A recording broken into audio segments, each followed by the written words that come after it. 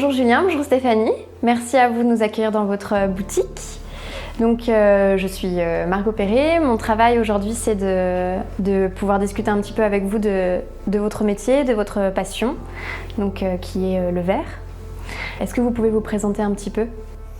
Bonjour Margot, donc moi je suis Stéphanie Pitra, épouse de Julien juste à côté. Donc je suis artisan d'art depuis plus de 20 ans. Bonjour Margot également. Moi c'est Julien Pitra, je suis artisan d'art comme ma femme, puisque nous travaillons ensemble depuis de 1999. On a commencé le vitrail en 1996. Comment est-ce que vous en êtes venu à travailler le verre ? Alors, moi j'ai des études d'art. Dans le cadre du bac d'art appliqué, il fallait faire un stage en entreprise. Et donc je l'ai fait chez mon parrain, qui lui avait son atelier dans le 3e arrondissement de Lyon. Et là, il y a eu comme un déclic à ce moment-là. Je ne savais pas encore vraiment si je voulais faire dessin animé, bande dessinée ou du vitrail. Donc ce que j'ai fait un an dans l'école d'art Émile Cole. Puis après j'ai arrêté parce que je me suis rendu compte que c'était pour faire du vitrail. Donc j'ai commencé en 96 à Neuville-sur-Saône dans l'atelier de peinture de mon père, qui lui est artiste peintre. Et du coup, les débuts ont été un peu chaotiques. On ne vit pas comme ça tout de suite de son art. Donc j'ai travaillé à l'usine de nuit tout en faisant du vitrail de jour. Et puis après, quand j'ai eu assez d'argent de côté, j'ai monté l'atelier dans le Vieux-Lyon en 1999. Après, j'ai rencontré mon épouse, Stéphanie, qui, toi, t'étais...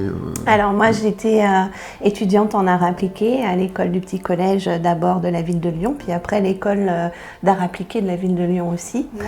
Donc je me destinais à une carrière de design textile, de création de motifs pour tissus. Et je me suis rendu compte en fait que cette formation aboutissait essentiellement à du travail soit à domicile, soit à la création de planches qui ensuite sont revendues à des espèces de coursiers de motifs. Et qui me manquait l'aspect matière, l'aspect vraiment purement manuel. Et c'est dans ce cadre-là que j'ai rencontré Julien par hasard et il s'est trouvé qu'à ce moment-là, Julien a eu une opportunité de formation sur Saint-Étienne où il a été appelé par un autre maître verrier pour faire de la restauration d'église.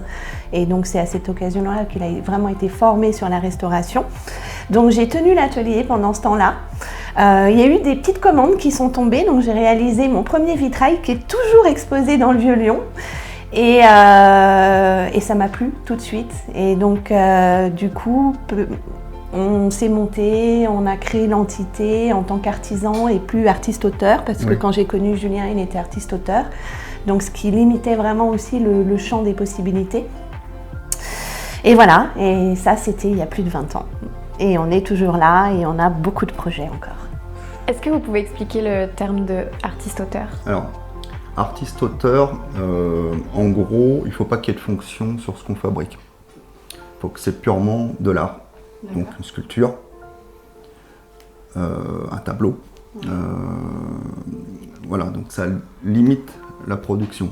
Parce que même moi, il m'avait radié passer un moment à la maison des artistes, parce que j'avais noté miroir, lampe ou autre. En réalité, il faut que quand on fait de l'objet d'art, c'est pas catalogué en tant qu'œuvre d'art. Mais il y a toujours le mot art dedans, c'est ça. Donc en gros, on s'est dit, on passe à la chambre des métiers en tant qu'artisan d'art. Et comme ça, on fera aussi bien du vitrail qui est considéré comme un tableau, voilà, que du luminaire ou autre. On est nettement plus libre en tant qu'artisan, d'après la législation que artiste, parce qu'on ne peut pas accéder à d'autres choses. Donc vous cumulez les deux statuts finalement, artiste et artisan. Alors, non, en réalité, on est artisan d'art. D'accord. Voilà. En fait, c'est une notion qui est quand même relativement récente, parce que l'artisan autrefois était un exécutant qui avait un savoir-faire et qui le mettait au service des clients, des maîtres d'œuvre. Maintenant, ça fait quand même très très longtemps que l'artisan d'art a aussi son mot à dire et sa vision d'un point de vue technique et artistique. Et pour le coup, c'est vrai qu'on a vraiment intégré, de par nos formations, cet œil artistique. On a un atelier boutique où on présente à la fois des créations qui sont issues de nos envies, de nos recherches, et puis qui sont le reflet aussi de nos personnalités. Et on est aussi capable de répondre à une demande très spécifique d'un maître d'œuvre, d'un architecte ou d'un décorateur. Et là, on va s'adapter au cahier des charges du client, à sa demande en termes de thématiques, de couleurs, de style. Voilà. Donc on est un peu caméléon. Voilà. Puis il y a même des artistes qui vont nous demander d'exécuter des choses pour eux. Donc là, oui, on est vraiment artisan, exécutant.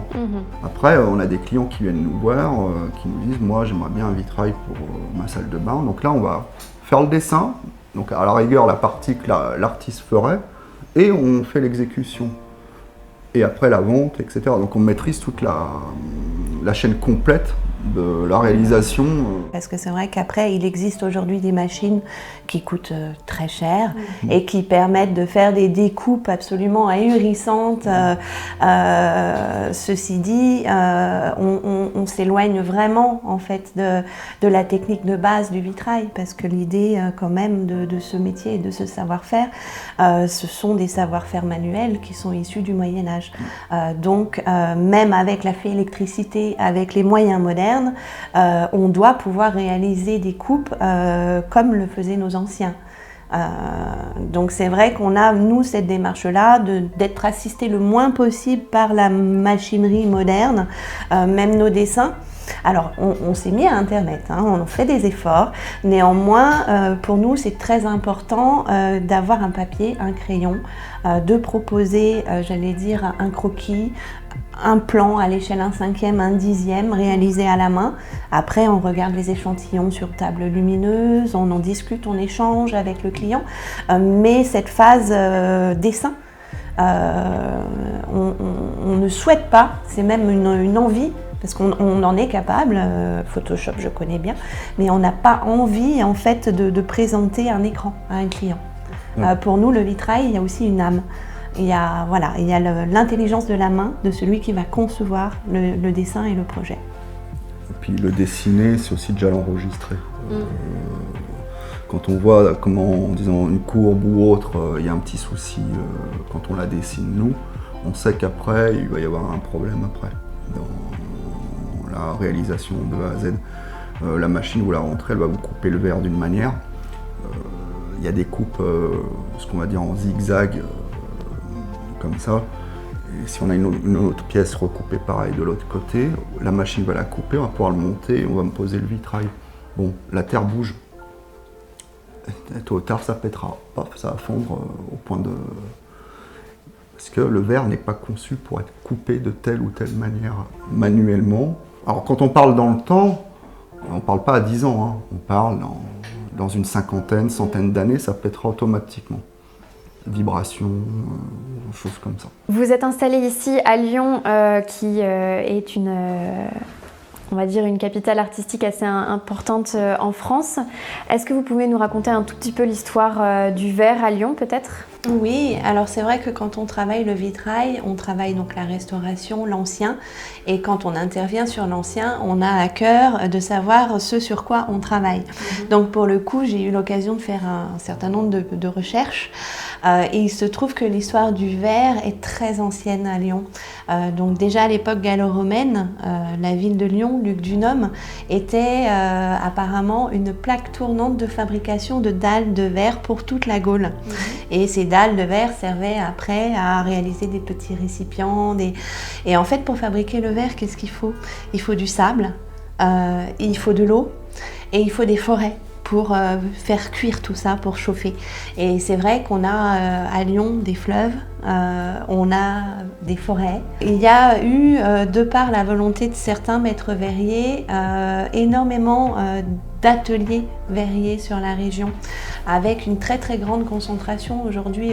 Encore, on a, je crois, l'une des plus grosses concentrations d'ateliers de verriers dans la région de France.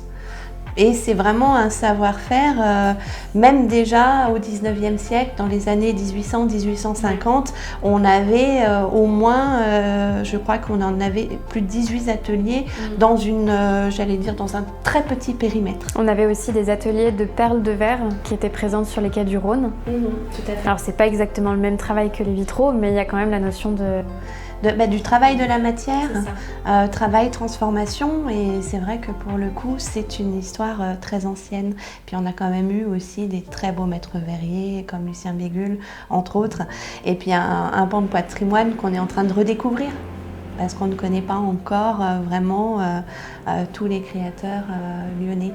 On redécouvre notre patrimoine, et ça c'est bien. Puis on intervient beaucoup dans le 3e, 6e et 1er arrondissement pour changer un verre dans une allée, dans un vitrail dans une allée ou dans une porte. Il y a un gros patrimoine art déco, art nouveau également à Lyon. Qui jusqu'à peu, un peu comme à Paris, avait été un petit peu délaissé et que pour le coup on est quand même en train de redécouvrir et ça commence petit à petit à être sauvegardé, en tout cas on espère. Reconnu en tout cas. Voilà, reconnu et puis du coup inventorié et pour le coup après on va pouvoir sauvegarder et c'est un patrimoine qui pourra être après visité, je pense, j'espère. J'espère parce que jusqu'à maintenant, pour une question de coût, généralement ils enlèvent le vitrail, ils mettent un verre armé avec le fil de fer dedans pour être sûr. Mais c'est une perte. Artistique. Ouais, et puis même il y a des fresques au mur, des fois ils mettent de la toile enduite dessus. C'est plus facile d'entretien, mais on perd toute l'âme. Donc ouais, il est important ce patrimoine. De garder des traces du passé aussi. Puis on se sent bien quoi, dans quelque chose qui est joli plutôt que quelque chose qui ressemble à un hôpital ou une allée lambda. J'arrive chez moi, j'ai le vitrail art déco qui orne la cage d'escalier, la rampe toute moulée type art nouveau, les boîtes aux lettres aussi. On a un patrimoine comme ça à Lyon qui est superbe et que oui, il se doit d'être entretenu. Vous vous êtes installé en 1999 oui, c'est ça, dans le Vieux-Lyon. Est-ce que depuis vous vous sentez à l'aise dans le Vieux-Lyon? Est-ce que votre métier a pris place? Vous vous êtes imprégné du lieu? Disons que maintenant on fait partie des pierres, on va dire. Et puis on vit plus au travail qu'à la maison. Donc non, il y a toute une vie en réalité dans le Vieux-Lyon. Et on a aussi la chance d'avoir des lieux qui sont implantés, la Cour des Loges. Nous, on connaissait une petite dame du quartier qui avait vécu là-bas dedans, où les chambres, c'était les appartements de familles entières complètement insalubres. Ça a été restructuré, ils en ont fait un hôtel 4 ou 5 étoiles. Donc du coup, une clientèle de haut standing, avec, j'allais dire, une certaine culture, un pouvoir d'achat aussi, parce que c'est vrai que le vitrail, ça reste des matières nobles, rares, avec de la main-d'œuvre, et pour le coup cher. Donc on s'adresse malgré tout à une clientèle aisée. Ça a toujours été le cas. Parce qu'autrefois, c'était l'église ou les familles nobles ou alors les corporations de bijoutiers, corporations de tonneliers qui se cotisaient pour offrir un vitrail à l'église. Mais ça a toujours été un produit de luxe. Y compris au Moyen-Âge quand on construisait au pied des cathédrales. Même avec les nouveautés technologiques, la matière reste très très onéreuse et nos fabricants en plus on a des problèmes en termes de continuité d'activité parce que la plupart on migre sur du plastique, donc la matière teintée dans la masse fabriquée à l'ancienne avec des matériaux nobles, il y en a de moins en moins, on en trouve de moins en moins. Il y a même des couleurs qu'on ne trouve plus. Certains émaux, comme le rouge, c'est terminé. Pour quelle raison? Parce qu'il compose le oui. rouge est polluant. Voilà. Donc là, ça vient aussi de l'évolution des normes. Donc effectivement, il y a un vrai bienfait parce qu'on prend conscience que quand on va fabriquer par exemple quelque chose, on doit respecter tout ce qui nous entoure et veiller à ne surtout pas avoir d'impact négatif en termes de pollution notamment. Après, ces lois sont réfléchies de manière très globale à Bruxelles, elles sont européennes. Et pour le coup, on oublie la spécificité de nos petits métiers parce que si demain on nous interdit le plomb, on ne va plus pouvoir entretenir nos cathédrales. Parce qu'aujourd'hui, avant d'interdire, il faut trouver des alternatives. Et là, on nous a interdit énormément de pigments, énormément de teintes. Le rouge, donc c'était du caldium, raison pour laquelle ils ont arrêté de le produire de cette manière-là. Donc on va utiliser d'autres oxydes pour donner cette teinte. Mais par contre, on n'a pas les mêmes rouges. Donc aujourd'hui, si on doit restaurer par exemple un élément du patrimoine, il y a une grosse pièce cassée au milieu du vitrail, il va falloir refaire une pièce à l'identique, on n'est plus forcément en mesure de le faire. Parce que si on n'a pas les stocks de vieux pigments, donc il y a des ateliers qui se ruent sur toutes les fermetures pour racheter en fait tous les fonds des vitraillistes de manière à pouvoir continuer à restaurer au moins pendant un temps correctement le patrimoine. Alors après, on restaurera toujours, mais les couleurs seront plus les mêmes. Là actuellement, l'émail rouge, il est orangé. On n'a pas un joli rouge. Et on en a testé plein et on ne trouve pas. Ouais. Parce que pour l'instant, ils ont interdit. Comme nos métiers on est classé métiers rares. Donc pour le coup, on est une forme d'exception, un petit peu à la française, une espèce de bizarrerie, presque un peu comme des dinosaures en voie d'extinction. Enfin bon, ceux-là, ils sont déjà éteints. Mais ce que je veux dire par là, c'est que pour le coup, on ne prend pas en considération les spécificités de nos métiers.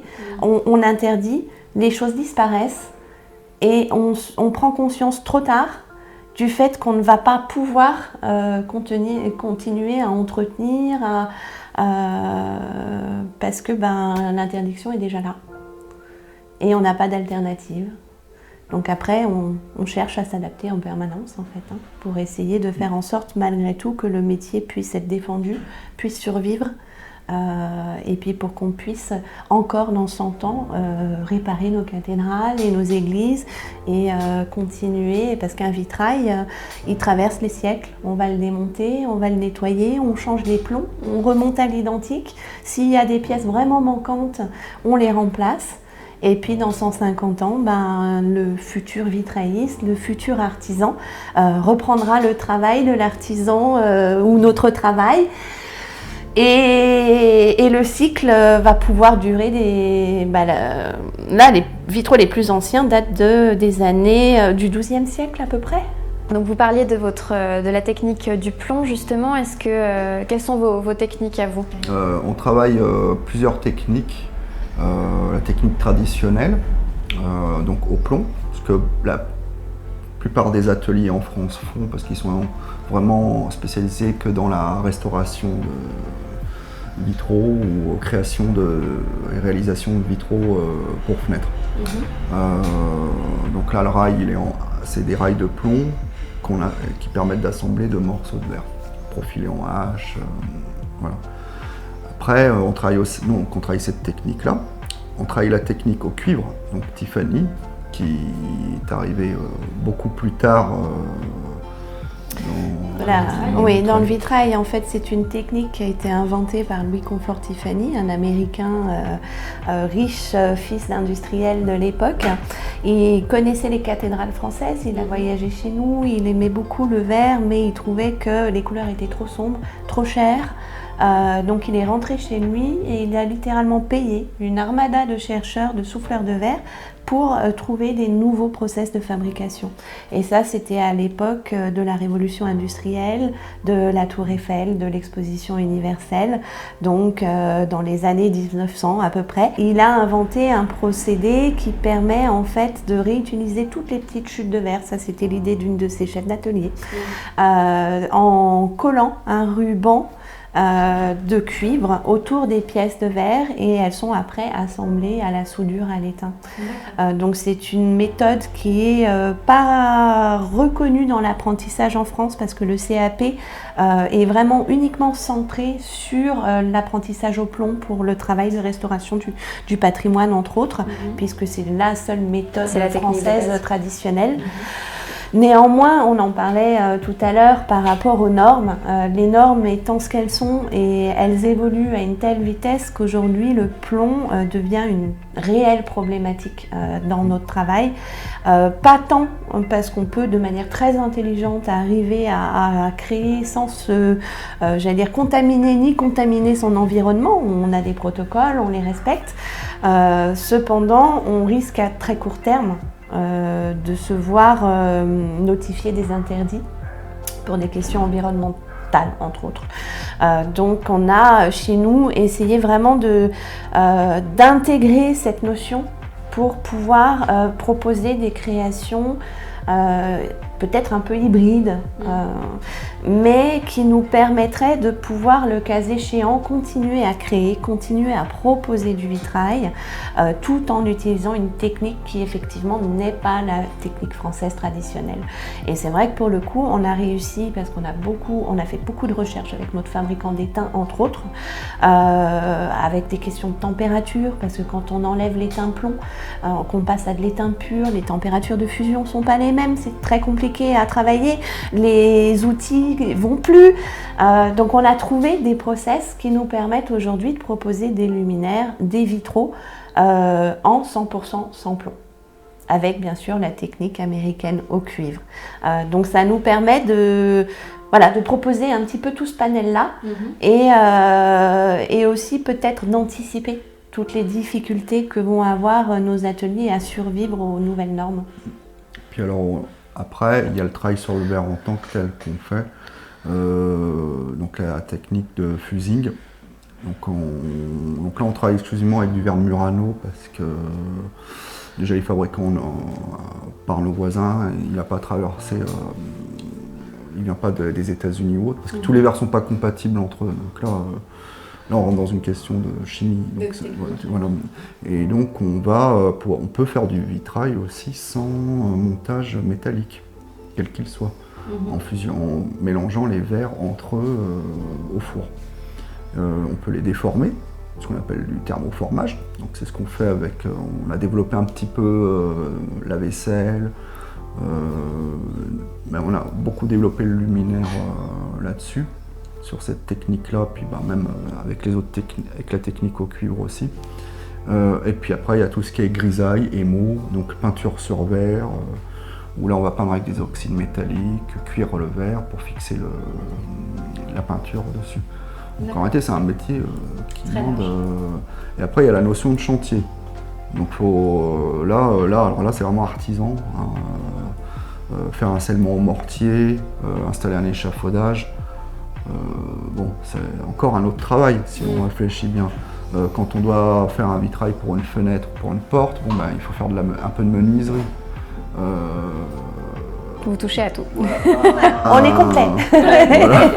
Voilà, sans compter la partie commerce, puisqu'on est ouvert au public, qui est à l'accueil, savoir programmer une caisse enregistreuse, des petites choses comme ça. Donc mis bout à bout, en réalité, on a un métier qui est hyper complet. Ça qui est intéressant. Oui, qui est intéressant. Quelles sont vos inspirations dans votre art? Elles sont diverses et variées. Ça peut être une exposition, ça peut être la nature, beaucoup. La nature. Pour le coup, pour ma part, moi j'ai vraiment une prédilection pour les années 1900, l'art nouveau, l'art déco, plutôt l'art nouveau du reste. Finalement, une période où surtout l'art nouveau, c'est une période où finalement le verre revient énormément, le travail du verre revient énormément avec des... Et puis une période où il a été démocratisé dans les intérieurs aussi, où on a quitté l'aspect religieux de par la séparation entre l'Église et l'État, et où effectivement le vitrail religieux est tombé un petit peu en désuétude du fait qu'il n'y avait plus vraiment d'investissement dans des églises. Donc on a réinventé un petit peu ce travail du verre de manière à le faire rentrer dans les intérieurs. Donc pour ma part, oui, je pense que je m'inscris vraiment dans cette ligne droite. Après, je prends beaucoup de plaisir à travailler à la manière d'eux. C'est-à-dire que j'ai pas un axe fixe sur le végétal. Si je tombe sur un élément qui va me plaire graphiquement, je suis tout à fait à même de faire une géométrie. Mais voilà, ça va. En création de boutique, ça dépend vraiment de l'inspiration. Et après, pour tout mon travail justement de création de motifs Tiffany, de chapeaux inspirés de la belle époque, je vais partir d'un pied ancien. Donc je chine beaucoup. Je trouve des belles pièces en laiton, en bronze, qui souvent sont ouvragées. Et en fonction du motif, de la forme, je vais faire une création de motif pour l'abat-jour. Pour moi, je pense que je ne suis pas du tout du même style que Stéphanie. Je suis plutôt brut de décoffrage, donc l'assortiment des couleurs. Bon, s'il faut dessiner de la fleur, on dessinera de la fleur parce qu'on se plie à la demande du client. Mais je préfère, plus ça va, plus je préfère l'abstrait, mélange des couleurs, travail sur le verre. Moi, ce que j'adore, c'est rechercher une nouvelle technique. Voilà, là, on a trouvé des réglages avec le four pour faire du casting, donc du moulage de verre. Bon, là pour l'instant les moules ils sont en fibre céramique, mais la prochaine étape c'est de sculpter, fabriquer le moule et lancer le moulage du verre à ce moment-là. Donc c'est la partie la plus intéressante, c'est la recherche et arriver à mettre en place quelque chose et voir que le résultat est beau et puis qu'en plus il est vendable. Dans le Vieux-Lyon, dans les rues du Vieux-Lyon, on remarque beaucoup certaines de vos œuvres. Oui. Est-ce que vous pouvez les présenter un tout petit peu, expliquer un peu les différents projets? Au Panier à salade, qui est un restaurant dans le Vieux-Lyon, le patron de l'établissement, il me dit: c'est vous qui faites ça? Je fais oui. Voilà, moi j'ai trois luminaires à faire, présentez-moi un projet, et, on va faire des enseignes. Des enseignes en verre, je fais, mais ça va être... Ouais, on peut essayer. Mais sur le coup, je me suis dit comme ça, à l'extérieur, en plein vent, voilà, j'étais pas sûr de mon coup. Et puis du coup, il m'en a commandé trois enseignes sur la place. Donc au fil des années, en fait, c'est vrai qu'on s'est mis aussi à travailler avec tout un tas d'autres corps de métier parce que le vitrail a besoin d'un châssis et donc pour le coup, on a noué des liens avec d'autres artisans d'art, d'autres artisans, que ce soit des ébénistes, des encadreurs, des électriciens, des ferronniers d'art pour la création des châssis et des potences. Donc c'est vrai qu'après, c'est vraiment un ensemble de savoir-faire complémentaires. Et dans le Vieux-Lyon, nos enseignes ont trouvé très rapidement une place parce qu'en fait, tout ce qui est néon, luminaire, c'est normalement strictement interdit. Donc on a pu intégrer le travail du vitrail pour les créations qui nous étaient demandées. Et après, à chaque fois, avec un cahier des charges. Donc pour les ventres jaunes, par exemple, l'idée, c'est qu'ils travaillaient beaucoup le poulet de Bresse. Donc on est parti de cette image-là, de cet emblème-là, et Julien a proposé le dessin du poulet ou pâte bleue. Ouais. Finalement, du coup, vos œuvres font un peu partie du patrimoine local, elles s'intègrent au patrimoine local. On expose dans un ciel ouvert, dans un musée. C'est ça. Donc, voilà. On compte pas les publications sans citation. En fait, on fait partie du décor. Donc, il y a beaucoup de nos créations. L'une d'entre elles a servi de repère Pokémon, par exemple, sur une appli. Pokémon Go, c'était... Ouais. C'est vrai qu'il y a un impact visuel. Et finalement, pour nous, c'est gratifiant. Parce qu'au final, ça montre en fait que la volonté d'intégrer notre travail aussi dans un contexte est pleinement réussie, en fait. Puisqu'elle fait partie du lieu et elle est reprise comme telle en fait. Et après il y a aussi la décoration intérieure de pas mal d'établissements qu'on a fait pour de la lustrerie, toute la partie luminaire de l'atelier est très importante aussi.